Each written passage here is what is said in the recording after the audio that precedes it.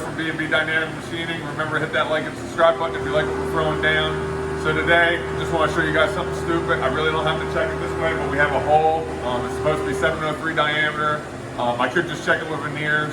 We don't have gauge pins that size, but I didn't know if everyone knew that this was a thing in Haas. So if you use your probe, you can basically probe that hole, put it in a different work offset, and then go in a certain spot, and it'll tell you the hole size. So I pretty much have everything set up. I'm just going to close the doors.